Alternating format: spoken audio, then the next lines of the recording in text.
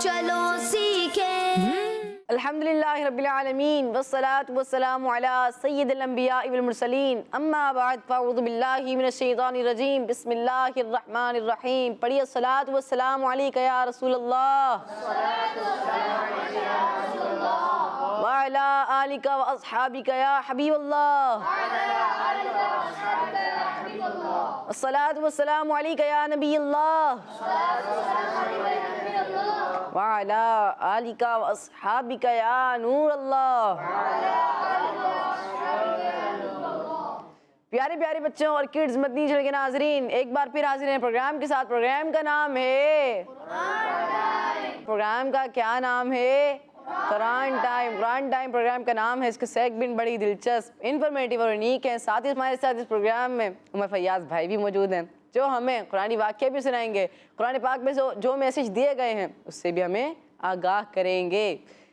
پڑھتے ہیں درود پاک کی فضیلت کی طرف۔ اللہ پاک کے آخری نبی محمد عربی صلی اللہ علیہ وسلم نے ارشاد فرمایا، بے شک تمہارے نام پہچان کے ساتھ مجھ پر پیش کیے جاتے ہیں، اس لیے مجھ پر بہترین الفاظ میں درود پاک پڑھو۔ صلو علی الحبیب صلی اللہ تعالی علی محمد صلی اللہ علیہ وسلم۔ درود پاک کی فضیلت کو شامل کیا۔ اب پڑھتے ہیں سب سے پہلے اور پیارے سیگمنٹ کی طرف جس کا نام ہے تلاوت قرآن پاک۔ قرآن ٹائم، قرآن ٹائم، قرآن ٹائم۔ اعوذ باللہ من الشیطان الرجیم،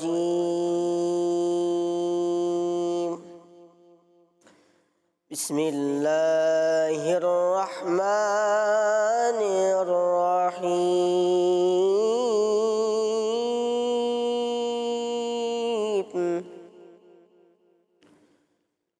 یا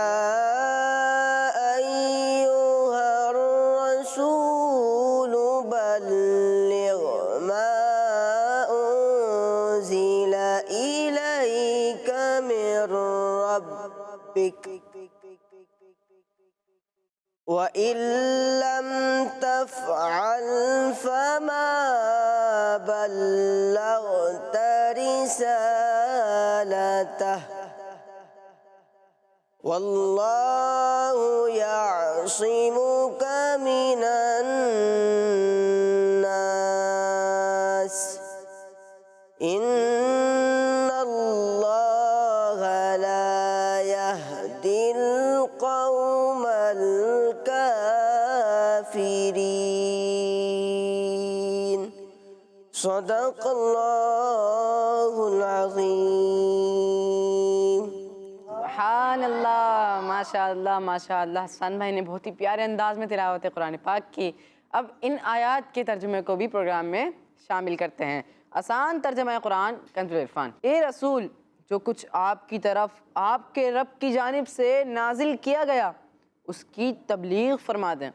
اگر آپ نے ایسا نہ کیا تو آپ نے اس کا کوئی پیغام بھی نہ پہنچایا، اور اللہ لوگوں سے آپ کی حفاظت فرمائے گا، بے شک اللہ کافروں کو ہدایت نہیں دیتا۔ پیارے بچوں، پروگرام میں قرآن پاک کی تلاوت شامل کی، اس کا ترجمہ بھی شامل کیا۔ اب بڑھتے ہیں بہت ہی پیارے سیگمنٹ کی طرف جس کا نام ہے کلام۔ قرآن ٹائم، قرآن ٹائم، قرآن ٹائم۔ اللہم صل علی سیدنا و مولانا محمد۔ اللہم صل علی سیدنا و مولانا محمد وعلی آلہ وصحبہ وبارک وسلم۔ اللہم صل علی سیدنا و مولانا محمد۔ پیارے نبی کی ذات پر رب کا درود ہے، پیارے نبی کی ذات پر رب کا درود ہے، سرکار دو جہان پر، سرکار دو جہان پر سب کا درود لے اللہم صلی علی سیدنا و مولانا محمد وعلی آلہ و صحبہ وبارک وسلم وبارک وسلم کیا بتاؤں کیا بتاؤں بتاؤں کیا بتاؤں کہ کیا مدینہ ہے کیا بتاؤں بتاؤں کیا بتاؤں کیا بتاؤں کہ کیا مدینہ ہے کیا بتاؤں کہ کیا مدینہ ہے بس میرا مدینہ ہے بس میرا مدینہ ہے اٹھ کے جاؤ مدینے سے اٹھ کے جاؤ اٹھ کے جاؤ مدینے سے اٹھ کے جاؤ مدینے سے کیا کوئی دوسرا مدینہ ہے کیا کوئی دوسرا مدینہ ہے کیا بتاؤں اس کی آنکھوں کا نور تو دیکھو اس کی آنکھوں اس کی آنکھوں اس کی آنکھوں کا نور تو دیکھو اس کی آنکھوں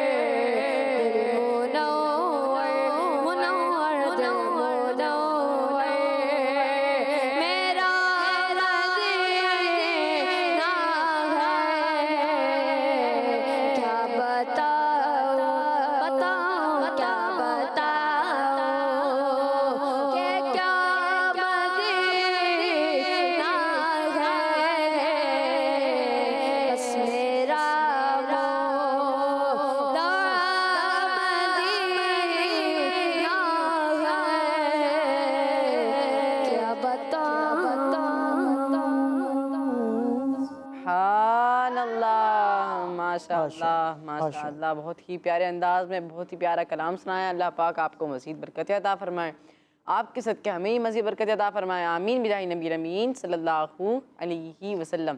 پیارے بچوں، اپنے پروگرام کو آگے بڑھاتے ہیں، شامل کرتے ہیں بہت ہی پیارا انفارمیٹیو سیگمنٹ جس کا نام ہے میسیج آف قرآن.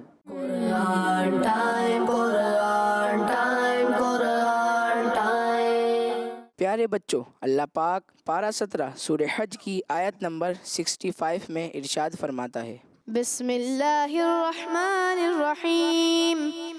ألم تر أن الله سخر لكم ما في الأرض. ترجمہ، کیا تو نے نہ دیکھا کہ اللہ نے تمہارے قابو میں کر دیا جو کچھ زمین میں ہے. جی پیارے پیارے بچوں، پارہ نمبر ہے 17 اور سورہ حج کی ہم مختلف آیات جو ہے وہ اپنے پروگرام میں شامل کر رہے ہیں. ہم نے اپنے پچھلے ایپیسوڈ کے اندر سورہ حج کی آیت نمبر 64 کو شامل کیا تھا اور اب آپ کے سامنے تلاوت کی گئی ہے سورہ حج کی آیت نمبر 65.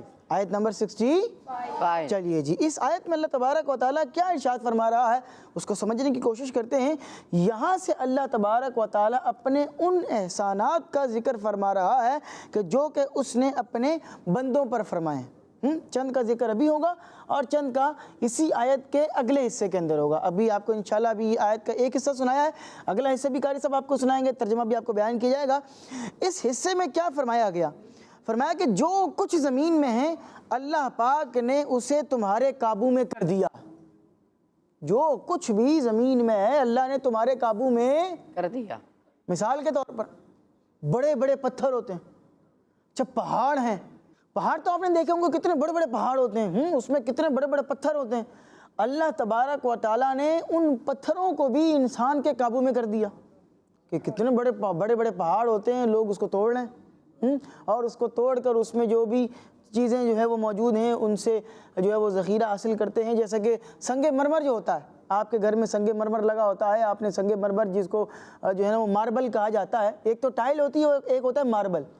ٹائل جو ہے وہ عموماً اوپر لگی ہوتی ہے اور جو سنگ مرمر ہوتا ہے وہ عموماً زمین پر لگا ہوتا ہے. تو ماربل کیا چیز ہوتی ہے؟ در حقیقت یہ وہ پتھر ہے جو پہاڑوں سے نکلتا ہے اور بہت بڑے بڑے پتھر ہوتے ہیں. کبھی اگر آپ نے اس کی ویڈیوز دیکھی ہوں یا اس کو براہ راست بھی دیکھا ہو تو آپ کو پتا ہوگا کہ یہ بہت بڑے بڑے پتھر ہوتے ہیں جن کو بعد میں کٹ کر کے پھر باقاعدہ اس کے ماربل کے پیس بنائے جاتے ہیں. تو اللہ پاک نے پتھروں کو جو ہے وہ انسان کے قابو کے اندر کر دیا ہے. اسی طرح لوہا کتنی سخت چیز ہوتی ہے نا، اللہ پاک نے اس کو بھی انسان کے قابو میں کر دیا کہ انسان جیسے چاہتا ہے اس لوہے کی زنجیر بناتا ہے. لوہے سے بڑی بڑی مشینریاں بنتی ہیں، یعنی کیا سے کیا بنایا جا رہا ہے لوہے سے. اسی طرح آپ دیکھیں کہ آگ کتنی گرم چیز ہے لیکن اللہ پاک نے اس کو انسان کے قابو میں دے دیا کہ انسان اس آگ سے لوہے سے جو ہے نا مختلف چیزیں تیار کر رہا ہے. اس آگ سے لوہے کو پگھلایا جا رہا ہے، اس سے مختلف چیزیں جو ہے نا وہ تیار کی جا رہی ہیں. اسی آگ سے ہم کھانا پکاتے ہیں، اسی آگ سے ہم مختلف چیزوں کو جلا کر اس سے جو ہے وہ اپنا نفع حاصل کرتے ہیں، فائدہ حاصل کرتے ہیں. تو اللہ پاک نے کیسی کیسی شاندار چیزیں ہیں جن کو ہمارے قابو میں کر دیا. آپ دیکھیں جانور ہوتے ہیں، کتنے بڑے بڑے جانور ہوتے ہیں.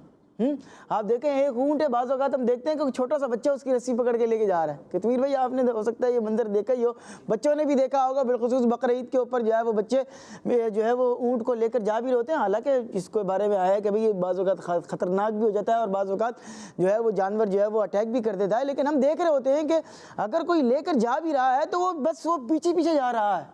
بچے نے بھی رسی پکڑی ہوئی ہے کسی جانور کی، کسی بیل کی یا کسی اور بکری وغیرہ کی. ورنہ دیکھا جائے بچے کے مقابلے میں بکری بھی ہو تو اس کا زور زیادہ ہی ہے.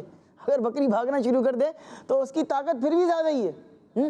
لیکن اللہ پاک نے قابو میں کر دیا. تو اللہ تبارک و تعالیٰ نے ان سب چیزوں کو، اس کے لیے ایک لفظ استعمال ہوتا ہے اردو کا تھوڑا سا مشکل لفظ ہے کہ مسخر کر دیا. مسخر کا مطلب یہ ہے کہ ان چیزوں کو آپ کے قابو میں دے دیا. اب آپ جیسے چاہیں ان چیزوں کا جو ہے وہ استعمال کریں. جیسے جانور ہے اس سے گوشت کھا سکیں، سامان ہے تو آپ جو ہے وہ اس سے اپنا فائدہ اٹھا سکیں، جانوروں کے اوپر سواری بھی کر سکیں اور دیگر کام کے اندر اس کو جو ہے نا وہ لا سکیں. تو اللہ تبارک و تعالیٰ نے ان سب چیزوں کو ہمارے فائدے کے لیے بنایا. ہمارا کام ہے کہ ہم ان سے فائدہ بھی اٹھائیں اور اللہ پاک کا شکر بھی ادا کریں اور ان نعمتوں کے ذریعے اللہ تبارک و تعالیٰ کی نافرمانی نہ کریں. ٹھیک ہے جی، آیت کا اگلا حصہ آپ پڑھیں گے. پیارے بچوں، اللہ پاک پارہ 17 سورہ حج کی آیت نمبر 65 میں ارشاد فرماتا ہے، بسم اللہ الرحمن الرحیم والفلک تجری فی البحر بأمرہ وَيُمْسِكُ السَّمَاءَ أَن تَقَعَ عَلَى الْأَرْضِ إِلَّا بِإِذْنِهِ إِنَّ اللَّهَ بِالنَّاسِ لَرَؤُوفٌ رَحِيمٌ۔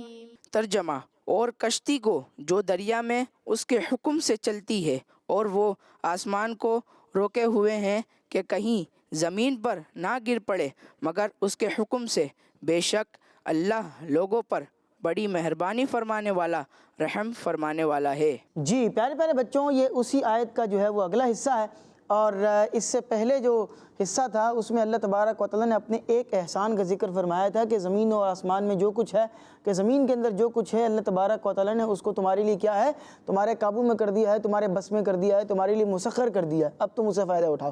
تو ایک یہ احسان پہلے بیان کر دیا گیا، اس آیت کے اس حصے کے اندر اب دو احسانات الہی کا ذکر کیا جا رہا ہے، ٹھیک ہے۔ نمبر ایک کیا ہے؟ فرمایا کہ وہ کشتی جو دریا میں اللہ کے حکم سے چلتی ہے اسے اللہ نے تمہارے قابو میں دے دیا ہے۔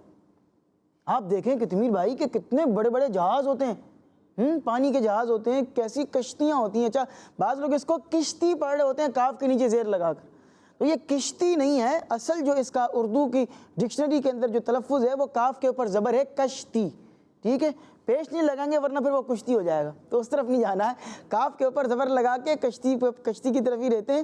تو کشتیاں کتنی بڑی بڑی ہوتی ہیں، اور پھر کشتی سے بڑی اگر وہ جو ہو جائے تو اس کو پھر جہاز بولتے ہیں۔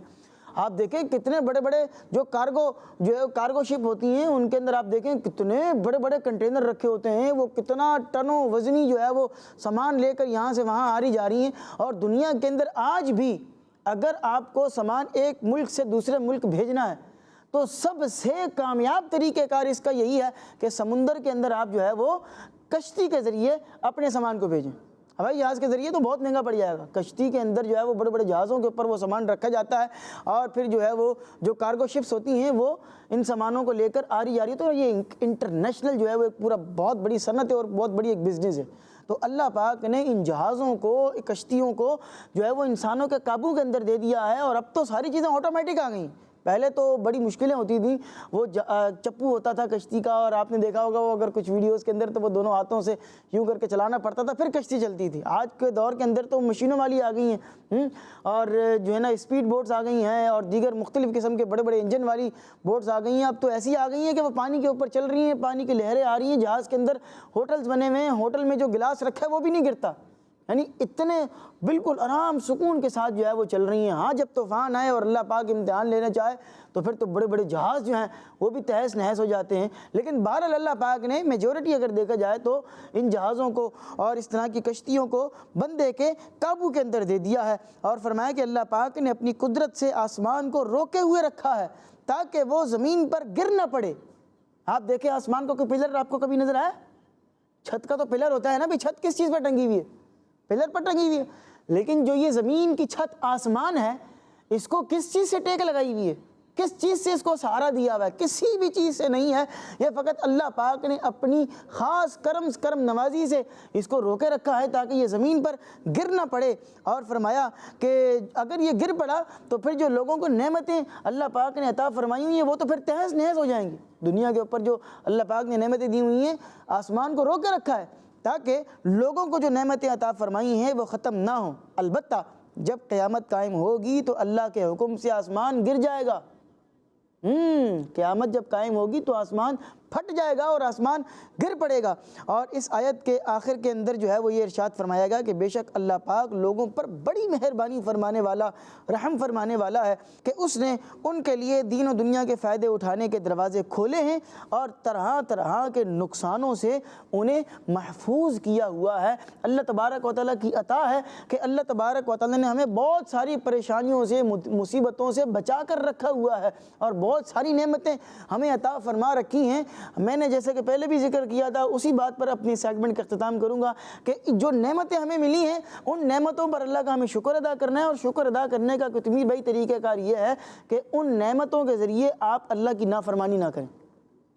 جیسا کہ پیسہ اللہ پاک کی نعمت ہے، جس کے پاس پیسہ ہو تو یہ اللہ پاک کی ایک نعمت ہے۔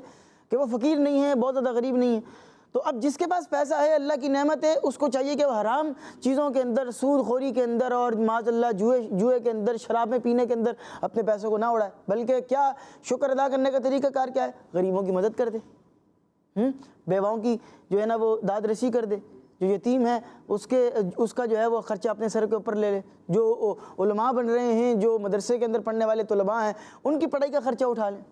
تو یوں کر کے آپ جو ہے وہ اپنی اس نعمت کا شکر ادا کر سکتے ہیں۔ جو بھی نعمت ہو اس کو اچھے انداز سے جو ہے وہ ہمیں لینا چاہیے اور اللہ کی نافرمانی والے کاموں سے بچنا چاہیے۔ اللہ پاک ہم سب کو ان باتوں پر عمل کرنے کی توفیق عطا فرمائے۔ ایک اور سیگمنٹ بھی ہے، گفتگو تو بہت ساری ہوتی جائیں گی کتمیر بھائی، لیکن بڑھتے ہیں آپ کی جانب اور آپ اگلے سیگمنٹ کی جانب بڑھیں گے۔ جی پیارے بچوں، میسج آف قرآن سیگمنٹ اپنے اختتام کو پہنچا۔ اب بڑھتے ہیں اپنے بہت ہی پیارے سیگمنٹ کی طرف جس کا نام ہے بیان نزول۔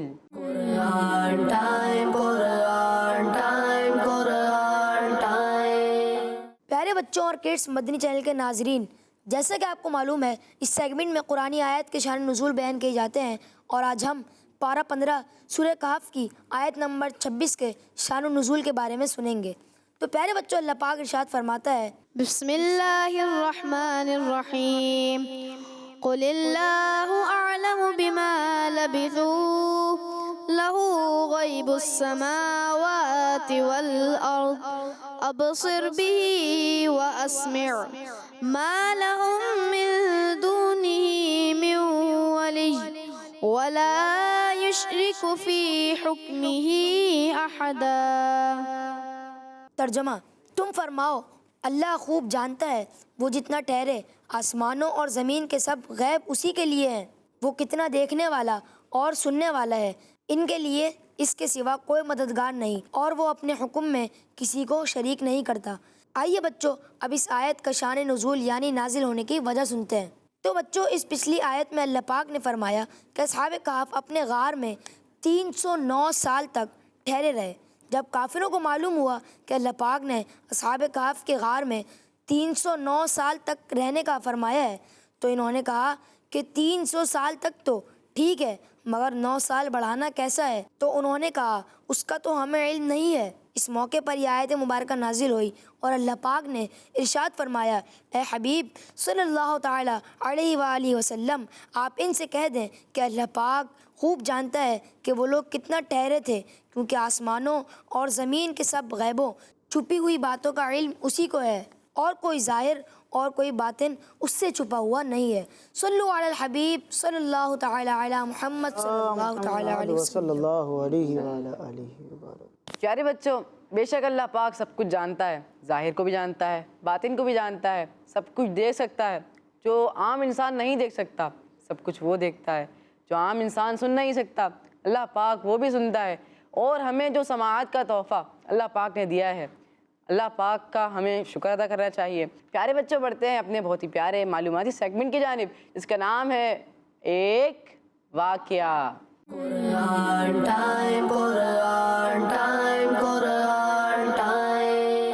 جی پیارے پیارے بچوں، سیگمنٹ کا نام ہے ایک واقعہ۔ ایک قرآنی واقعہ آپ کو آج بیان کرنا ہے، اور وہ واقعہ ہے سونے کے بچھڑے کا۔ بچھڑا سمجھتے ہیں؟ بچھڑا کس کو بولتے ہیں؟ گائے کو۔ جو گائے کا جو میل ورژن ہوتا ہے اس کو بچھڑا کہتے ہیں۔ تو بچھڑے کا آپ کو واقعہ بیان کریں گے، اور واقعہ کچھ اس طرح ہے کہ فرعون کے دریائے نیل میں ڈوب جانے کے بعد حضرت موسیٰ علیہ السلام جب اپنی قوم کے بنی اسرائیل کے ساتھ ملک مصر آئے تو اللہ پاک نے آپ علیہ السلام کو تورات شریف عطا فرمانے کا وعدہ فرمایا۔ سچویشن کیا ہے کہ فرعون ڈوب چکا ہے، اور جناب موسیٰ علیہ السلام اپنی قوم کے ساتھ کہاں پر آ گئے ہیں؟ مصر۔ کہاں آ چکے ہیں؟ مصر۔ تو اللہ پاک نے تورات شریف عطا فرمانے کا وعدہ فرمایا کہ بھی اے موسیٰ اب تمہیں تورات عطا کی جائے گی، اور اس کے لیے آپ علیہ السلام کو کوہ طور یعنی کہ طور نامی ایک پہاڑ تھا، اس پہاڑ کے اوپر 40 دن ٹھہرنے کا حکم ارشاد فرمایا۔ 40 دن آپ کو وہاں پر اس پہاڑ کے اوپر رہنا ہوگا، اللہ پاک آپ کو تورات شریف ایک آسمانی کتاب ہے وہ عطا فرمائے گا۔ چنانچہ اس کام کے لیے حضرت موسیٰ علیہ السلام طور پہاڑ کے اوپر تشریف لے گئے۔ اب ہوا کیا پیارے بچوں کہ حضرت موسیٰ علیہ السلام کے طور پہاڑ پر جانے کے 30 دن کے بعد انہوں نے وہاں پر کتنے دن اسٹے کرنا تھا؟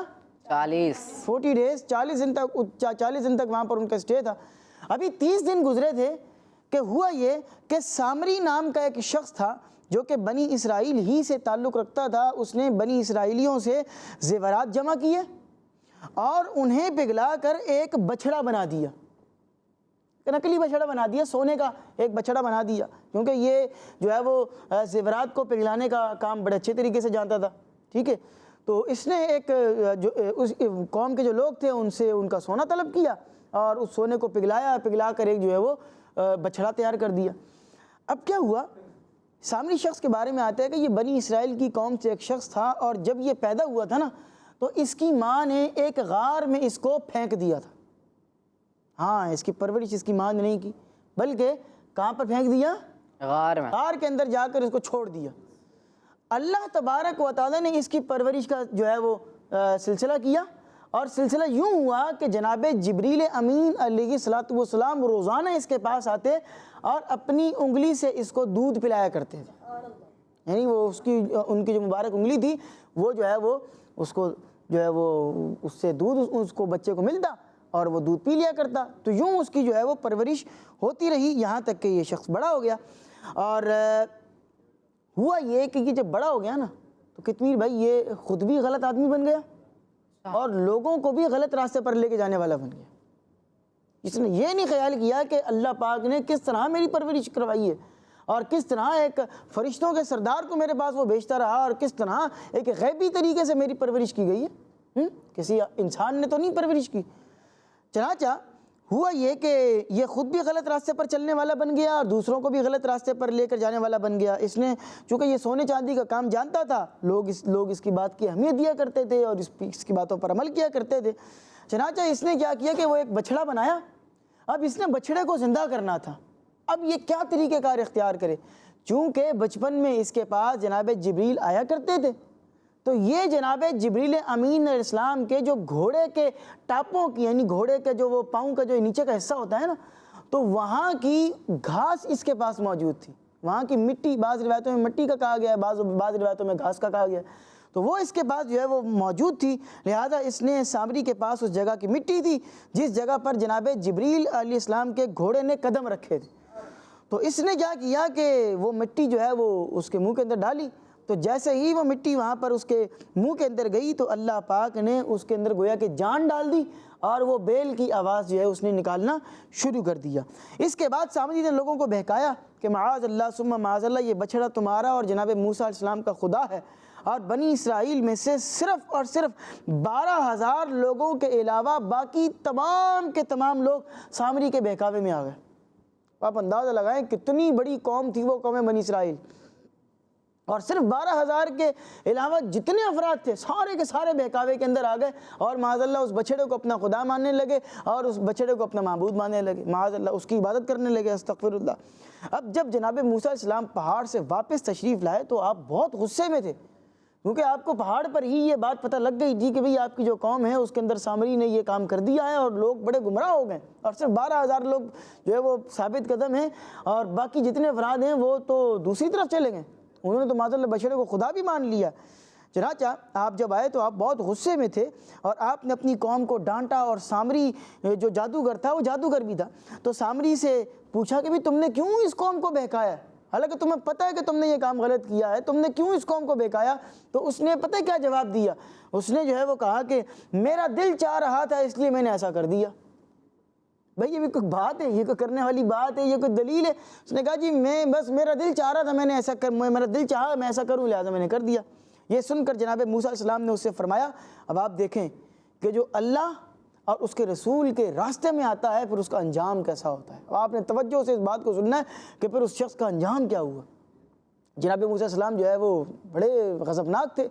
आपने फरमाया कि चला जा, तेरी सज़ा ये है कि जो भी तुझसे मिलने के लिए आएगा ना तो उससे खुद कहेगा कि मुझे कोई ना छुए, मुझे कोई हाथ ना लगाए, कोई मुझे छुए नहीं। फरमाया तेरी सज़ा ये है कि तू बस थोड़े टाइम बाद देखना कि जो भी तुझसे मुलाकात करने के लिए आएगा तो उससे दूर भागेगा और उसको कहेगा कि भाई हाथ नहीं लगाना मुझे, मेरे को छूना मत। लिहाजा ساتھ ہی آپ نے اس کو سامری کو جو ہے وہ آخرت میں ملنے والے عذاب کی خبر بھی سنا دی کہ بھی تجھے اللہ کا عذاب بھی ملے گا، تو نے یہ بہت غلط کام کیا۔ اور پھر اس کے بعد آپ علیہ الصلوۃ والسلام نے بچھڑے کو توڑ پھوڑ کر جلانے کے بعد جو ہے وہ ریزہ ریزہ کر کے اس کو دریا کے اندر بہا دیا، کیونکہ اسی کی وجہ سے لوگ سارے جو ہے وہ تباہ ہوئے تھے اور معاذ اللہ ثم معاذ اللہ شرک کی طرف جو ہے وہ چلے گئے تھے۔ اب ہوا کیا، وہ جو میں نے آپ کو بات بتائی نا کہ اللہ پاک کے نبی نے اس کو کہہ دیا تھا کہ تجھے اللہ کا عذاب بھی ملے گا، جو تیرے پاس آئے گا تو اس سے بھاگے گا، اور پھر وہ اس کو عذاب پہنچا۔ اور وہ عذاب کیسے پہنچا کہ لوگوں کو سامری سے ملنا، بات چیت کرنا اور اس سے ملاقات کرنا سب منع ہو گیا کہ کوئی اس کے پاس نہ جائے، اس سے ملاقات نہ کرے، اس سے بات چیت نہ کرے، کوئی اس سے دوستی یاری نہ رکھے۔ اور پھر جو ہے وہ اگر کوئی شخص اس کے پاس چلا جاتا اور اس کے جسم کو ٹچ کر لیتا، جسم کو چھو لیتا، تو اس کو بھی، سامری کو بھی اور جس نے ہاتھ لگایا، ان دونوں شخصوں کو بخار چڑھ جاتا، اور سخت ترین بخار چڑھ جاتا، اور جنگل کے اندر یہ شور مچاتا پھرتا تھا کہ کوئی بندہ مجھے چھوئے نہیں، کوئی بندہ مجھے ہاتھ نہ لگائے، کیونکہ جو بھی ہاتھ اس کو لگاتا یہ خود بھی بیمار پڑ جاتا، اس کو بخار ہو جاتا، اور جس نے ہاتھ لگایا وہ بندہ بھی، اس کو بھی بخار چڑھ جاتا۔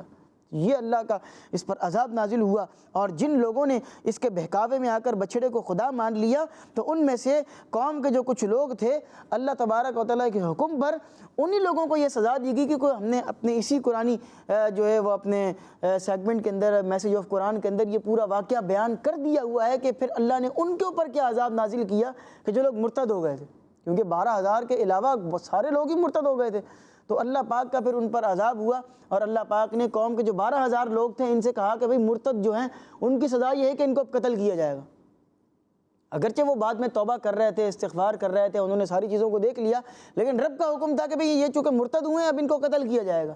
تو جب ایک بڑی تعداد کے اندر لوگ قتل ہونا شروع ہو گئے تو جناب موسیٰ علیہ السلام نے اللہ پاک کی بارگاہ میں استغفار کیا اور اللہ پاک کی بارگاہ میں عرض کی کہ مولا کریم یہ تو بہت سارے لوگ جو ہے وہ مرنا شروع ہو گئے ہیں۔ تو پھر اللہ تبارک و تعالیٰ نے جو لوگ تھے، بقیہ لوگ، ان کی توبہ کو قبول بھی فرما لیا، اور جتنے لوگ جو ہے وہ جن کو قتل کر دیا گیا تھا تو اللہ پاک نے پھر ان کی خطا کو بھی معاف فرما دیا۔ یہ بڑا ایک تفصیلی واقعہ ہے، اگر آپ اس کو مزید تفصیل سے پڑھنا چاہتے ہیں تو پارہ نمبر 9 سورہ اعراف کی آیت نمبر 148 سے لے کر 152، 148 سے لے کر 152 تک جو ہے وہ اس واقعے کو بڑی تفصیل سے بیان کیا ہے۔ مزید اگر قرآنی واقعات کو آپ پڑھنا چاہتے ہیں تو عجائب القرآن نامی ایک بہت ہی شاندار کتاب ہے، اس کو آپ مکتبۃ المدینہ کی کسی بھی برانچ سے جا کر آپ قیمتاً پرچیز بھی کر سکتے ہیں، اور دعوت اسلامی کی ویب سائٹ سے آپ اس کو بالکل free of cost download بھی کر سکتے ہیں۔ خود بھی قرآن پاک کو پڑھیں، قرآنی واقعات کو پڑھیں، ان کے جو میسیجز ہیں ان کو سمجھنے کی کوشش کریں۔ ہمارے اس پروگرام کا مقصد بھی یہی ہے کہ آپ کو قرآن پاک کی تعلیمات آسان طریقے سے بیان کی جائے، بچوں کو بچوں کے انداز کے اندر بیان کیا جائے۔ یہی وجہ ہے کہ ہم واقعات بیان کر رہے ہیں، میسیج آف قرآن میں آپ کو آیات کا ترجمہ بھی بیان کر رہے ہیں، اس کی تفسیر آسان انداز میں بیان کرنے کی کوشش بھی کر رہے ہیں۔ ہمیں اللہ تبارک و تعالیٰ قرآن پاک کو پڑھنے، اس کو سمجھنے اور اس میں جو کچھ بیان ہوا ہے اس پر عمل کرنے کی توفیق عطا فرمائے۔ آمین بجاہ النبی الامین صلی اللہ علیہ وسلم۔ اللہ پاک سے دعا ہے اللہ پاک ہمیں گناہوں سے بچنے کی توفیق عطا فرمائے۔ آمین بجاہ نبی الامین صلی اللہ علیہ وسلم۔ پیارے بچوں، بڑھتے ہیں اپنے پروگرام کے آخری سیگمنٹ کی طرف جس کا نام ہے شان محمد صلی اللہ علیہ وسلم۔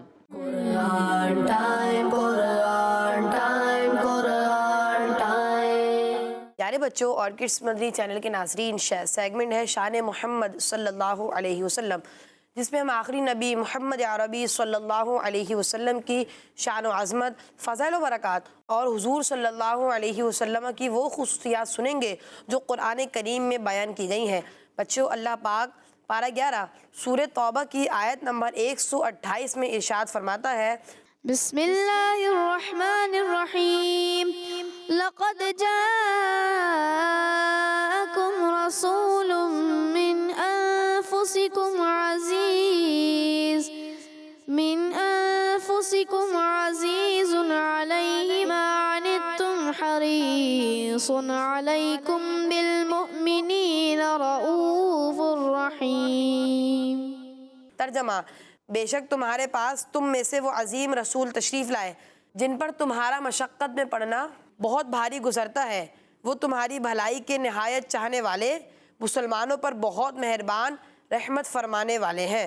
پیارے بچوں، آرکڈس مدنی چینل کے ناظرین، آئیے ہمارے پیارے اور آخری نبی صلی اللہ علیہ وسلم کی شفقت اپنی امت پر دیکھیے کیسی ہے۔